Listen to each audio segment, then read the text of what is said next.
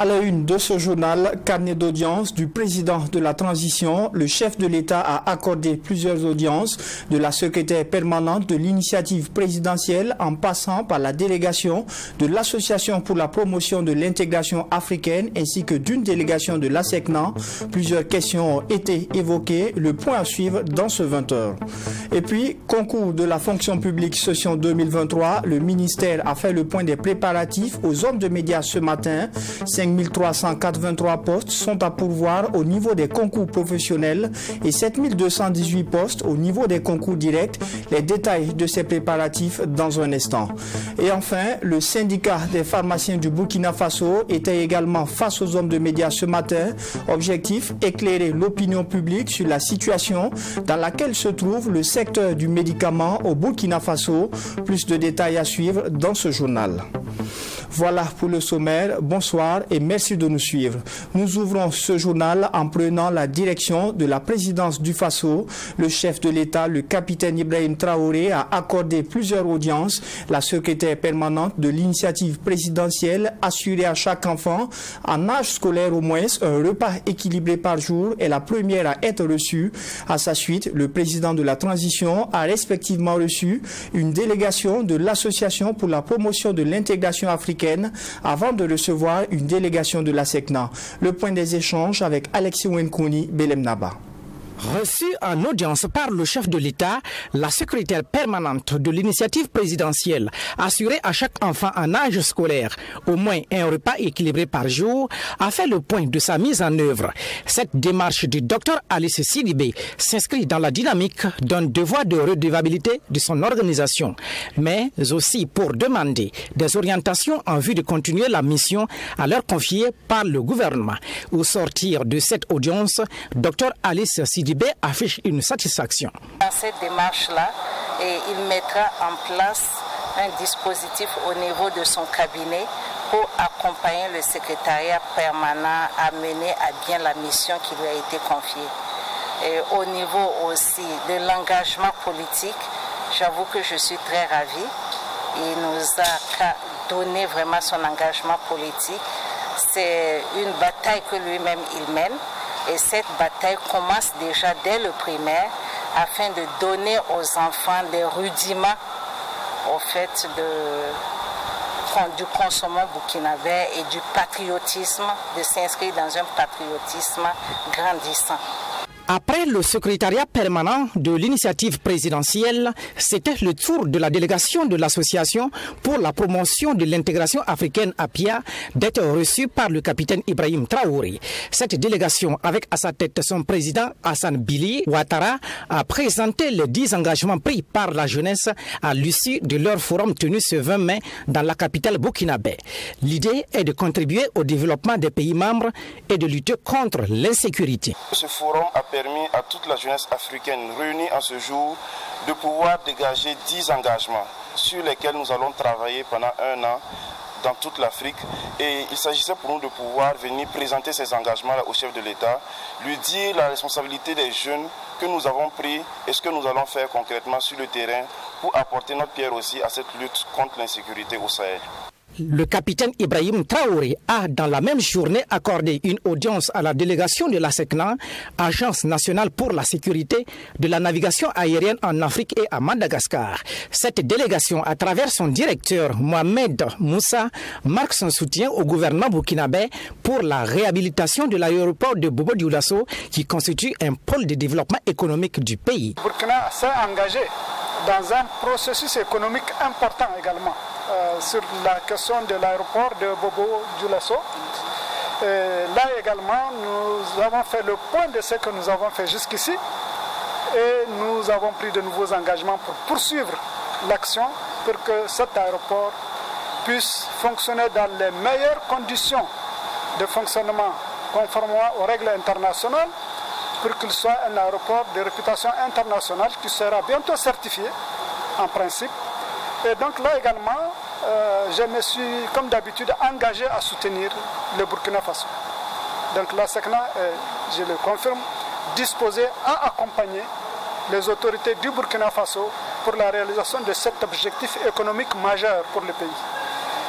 Cette délégation a également rendu compte au chef de l'État du choix du Burkinabé Louis Bakiono comme secrétaire exécutif des autorités africaines et malgaches de l'aviation civile, AMAC. Louis Bakiono est agent de la SECNA qui a déjà servi dans plusieurs pays d'Afrique. Le ministère en charge des Affaires étrangères tient les 22 et 23 mai 2023 la première édition des Journées Presse Diplomatie. Il s'agit d'une rencontre d'échange entre les deux entités avec pour objectif de renforcer les liens et permettre aux hommes de médias de mieux cerner les questions diplomatiques et de coopération. Ce mardi, en marge de la dernière journée, les hommes de médias ont posé leurs préoccupations. Ils reprochent entre autres au gouvernement de transition de ne pas exprimer clairement sa trajectoire sur le plan de la coopération. Reportage de Chantal Sommet et Abdou Raïmieye.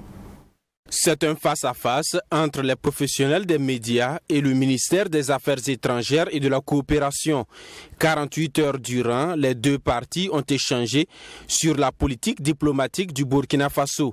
Pour les hommes de médias, le gouvernement de transition n'a pas exprimé clairement sa trajectoire sur le plan de la coopération. Avec les incidents diplomatiques, notamment avec la France et le rapprochement à la Russie et à l'Iran, des journalistes s'interrogent si le Burkina Faso entend rompre les liens diplomatiques avec la France. Non, répond Olivia Rwamba, ministre chargée des Affaires étrangères.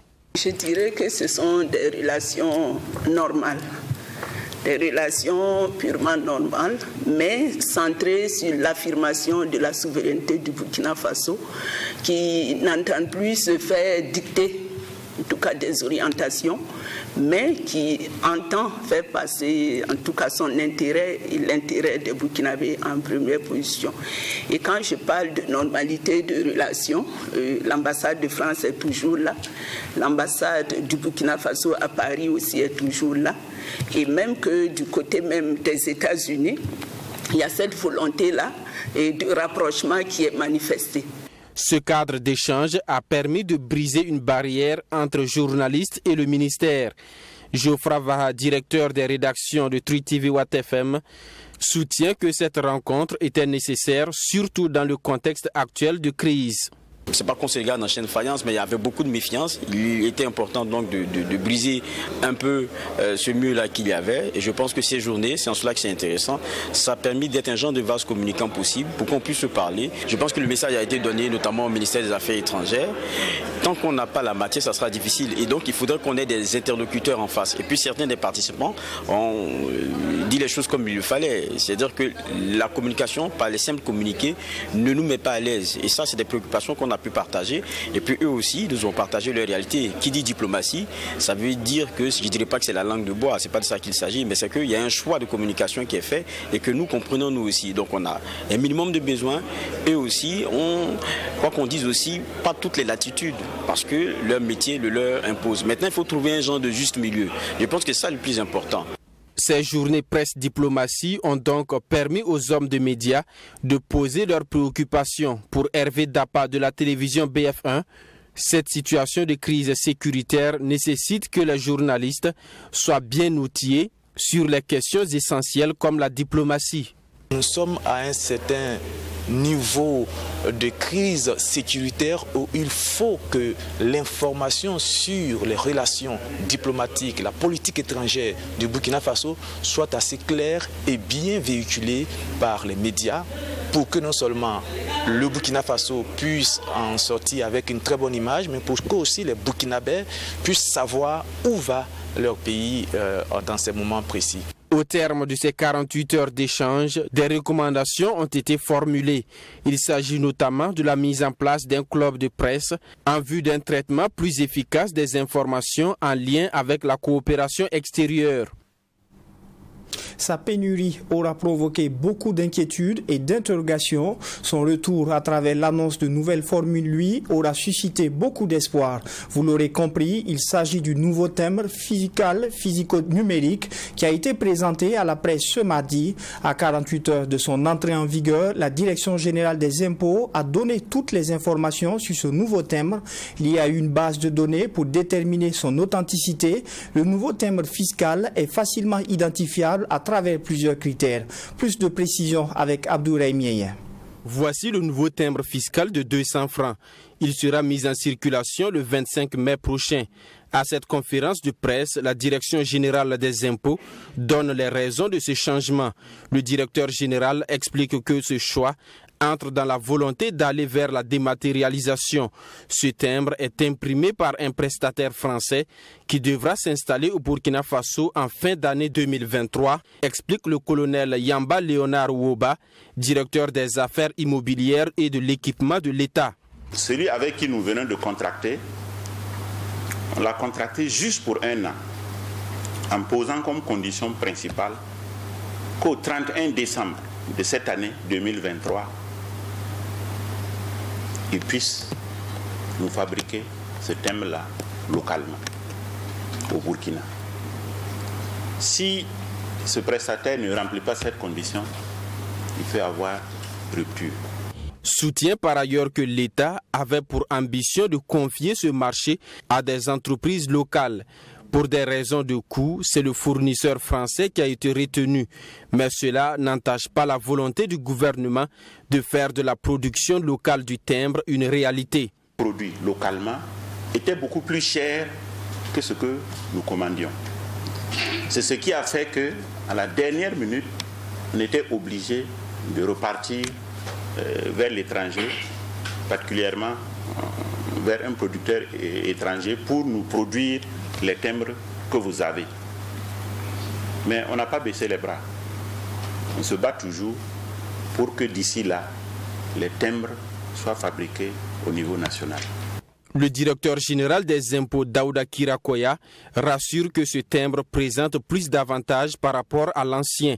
Il est doté de code QR qui permet non seulement de l'authentifier, mais aussi de le tracer. Avec ce timbre-là, on peut le tracer. On peut savoir effectivement si le timbre est dans nos magasins. Voilà, s'il est sorti, il est dans un point de vente. Est-ce qu'il a quitté le point de vente pour aller vers un consommateur? Est-ce qu'il a été perdu ou volé? Donc, il y aura un dispositif par la suite. Vous pouvez, par exemple, pour certaines entreprises qui consomment, si vous achetez les timbres et que c'est quelqu'un vole ou bien c'est égaré, vous pouvez signaler. Et dès que vous signalez, on va renseigner la base. Voilà. Et dès que quelqu'un va prendre, il va apposer. Lorsqu'on va vérifier, ça va vous dire que le timbre est volé. Le changement ne concerne pour le moment que le timbre de 200 francs. Cela en raison du fait que son stock est presque épuisé, explique le directeur général. Il soutient que ce changement est progressif et va concerner les autres quotités dès l'épuisement des stocks. Le Conseil des ministres du 19 avril dernier a adopté un rapport d'autorisation de recrutement d'agents publics pour pourvoir à 5 383 postes en concours professionnel et 7 218 postes en concours direct au titre de l'année 2023. En conférence de presse ce mardi, le ministère en charge de la fonction publique a donné des informations sur les organisations des 10 concours. Selon le secrétaire général du ministère, plusieurs innovations sont introduites dans l'organisation de ces concours. Mamidriana Kamabou. Au titre de l'année 2023, 128 concours professionnels seront organisés, dont 106 concours à composition électronique.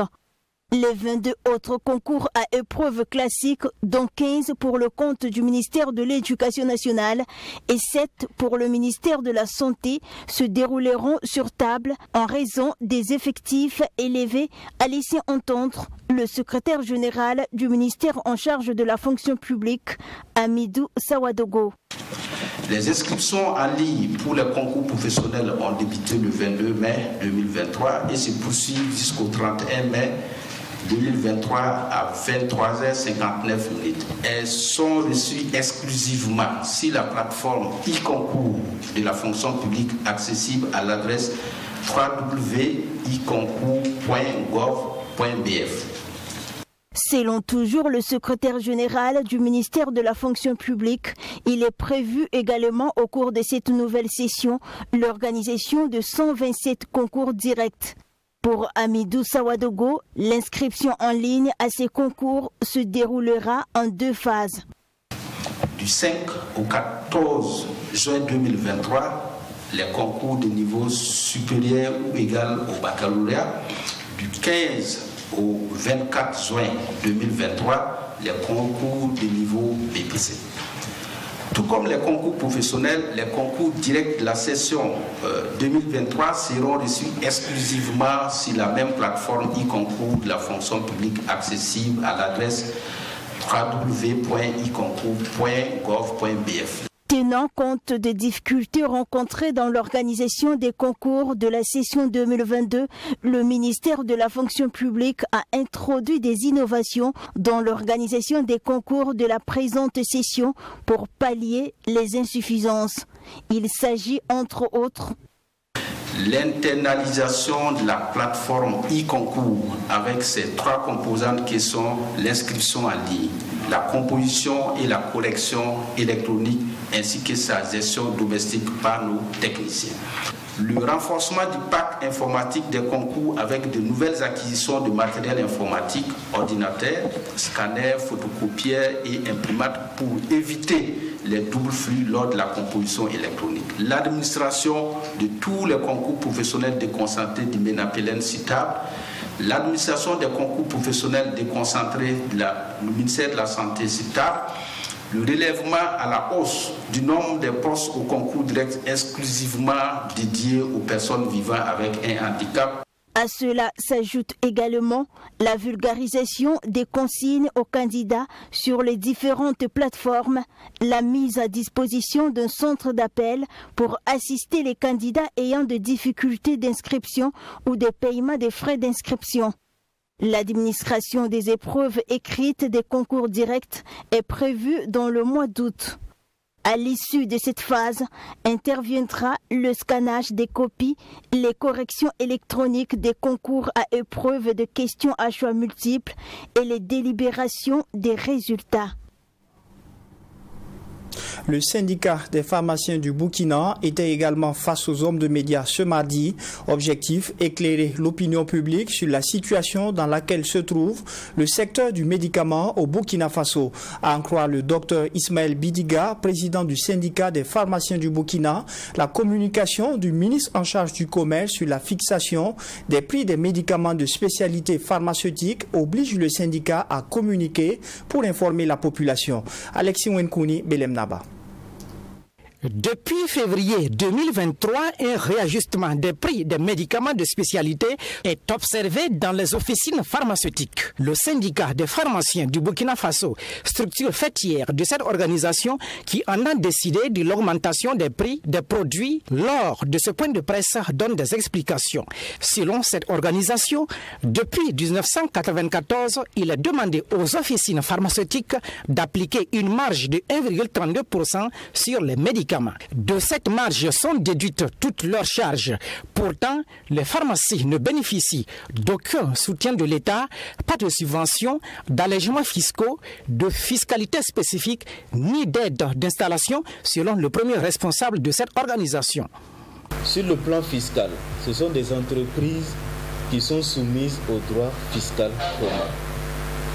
L'augmentation générale des charges de fonctionnement, l'assurance du maintien de la chaîne de froid pour les médicaments thermosensibles, d'où la nécessité d'un réfrigérateur médical qui doit rester fonctionnel 24 heures sur 24, d'un groupe électrogène ou d'un système solaire avec un coût d'entretien régulier.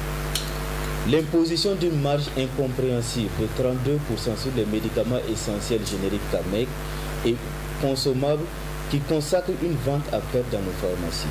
Le même arrêté consacre une marge de 37,5% pour le secteur public. L'insécurité, cambriolage, braquage qui oblige les pharmaciens à mettre des sommes importantes pour assurer la protection de leurs locaux. L'inflation généralisée de 14,5% en 2022. Cette institution vieille de 50 ans contribue au développement du système sanitaire du pays. Mais les premiers acteurs de cette organisation syndicale notent que la dernière rencontre avec le chef du département de la santé n'a pas produit les résultats escomptés. Tout en mentionnant de même que le rapport du Conseil des ministres en date du 17 mai dernier et l'intervention du ministre en charge du commerce suscitent des interrogations quant à la volonté du gouvernement de dialoguer. Cette organisation organisations syndicales à travers son président met en garde le chef des départements en charge du commerce et celui en charge de la santé quant à certaines décisions qui entraveraient le bon fonctionnement de leur secteur d'activité. Nous mettons en garde les ministres en charge du commerce et de la santé contre toute décision hasardeuse qui déstructurerait le secteur pharmaceutique privé, tout comme les décisions hasardeuses sur la CAMEG en 2016 qui ont conduit à une déstructuration du secteur public qui souffre aujourd'hui de multiples ruptures. La rupture du circuit d'approvisionnement entraînera inéluctablement une catastrophe sanitaire dont les pharmaciens ne seront pas tenus pour responsables. Il est temps que chacun assume les conséquences de ses actes. Le syndicat des pharmaciens du Burkina Faso rassure à leurs membres quant à sa ferme volonté de défendre les intérêts de la profession pour l'accomplissement de leur rôle d'acteur de la santé. Aux populations, qu'elles soient rassurées de son dévouement permanent à les conseiller et à les servir malgré les conditions difficiles que vit le pays. 1973-2023, le quotidien burkinabé L'Observateur Palga célèbre ses 50 ans d'existence. Pour marquer ce jubilé d'or, les premiers responsables du journal ont organisé ce mardi un colloque au profit des organisations et hommes de médias. 2 jours durant, les participants vont bénéficier de plusieurs communications autour du thème « Les médias traditionnels face à l'émergence du numérique, résilience, opportunités et défis, le cas du Burkina Faso ». Retour sur le parcours de cette presse écrite et la pertinence du thème avec Fatimata Ninkiema. Le 28 mai 1973 paraissait le premier quotidien imprimé et illustré avec la photo de l'Observateur. Même s'il n'est pas le premier quotidien à paraître au Burkina Faso, il a le mérite d'être le journal privé et indépendant qui a apporté de la modernité à la presse écrite voltaïque en 1973. Selon son fondateur Edouard Ouedraogo, l'Observateur a également été la première entreprise de presse. 50 ans après, voilà, nous sommes là, alors que quand nous le lancions, l'aventure était tellement risquée, aussi bien pour nous-mêmes que pour les observateurs et les connaisseurs, que beaucoup de gens disaient que finalement, bon, c'est une aventure, c'est une lubie. Certains ne nous donnaient même pas 3 mois de vie, quand ils savaient que finalement, gérer un quotidien dans le contexte de la haute volta d'il y a 50 ans, c'était plus qu'un pari. Un pari réussi pour le doyen de la presse privée. En 50 ans d'existence, l'Observateur a connu une mutation pour devenir l'Observateur Palga, malgré les nombreuses difficultés rencontrées sur le chemin. Et ce ne sont pas des exemples qui manquent, explique Edouard Ouedraogo. La rupture de 1984, celle du 10 juin, au cours de laquelle notre imprimerie a été incendiée, ce qui nous a conduit, condamné à 7 années de traversée du désert. Donc nous n'avons pu reprendre que le 15 février 1991. Et quand nous avons repris, ça je dois dire que Dieu merci, vraiment nous avons été récompensés de tout ce que nous avons enduré comme souffrance. Après cette souffrance, place aux années grâces de l'Observateur, confesse son fondateur. Pendant une dizaine d'années, le quotidien a toujours paru et n'a enregistré aucun invendu. Mais depuis quelques années, un nouveau défi a fait son entrée. Il s'agit de l'émergence du numérique. Évidemment, les choses ont changé. Les gens ont acquis la culture, se sont installés dans la culture de la gratuité et ils se posent aussi bien à l'Observateur, à la presse écrite qu'à l'ensemble de nos médias, un challenge qui n'est pas facile à relever. C'est d'ailleurs cette raison qui a poussé les responsables de l'Observateur Palga à organiser ce colloque à l'occasion de ce jubilé d'or. Ce cadre va permettre aux communicateurs et participants de réfléchir sur l'avenir des médias burkinabés face à la montée du numérique. Et c'est autour du thème « Les médias traditionnels face à l'émergence du numérique, résilience, opportunités et défis », le cas du Burkina Faso. Et c'est la fin de cette session d'information. Merci de l'avoir suivi. Excellente soirée en compagnie des programmes de la télé interactive. Bonsoir.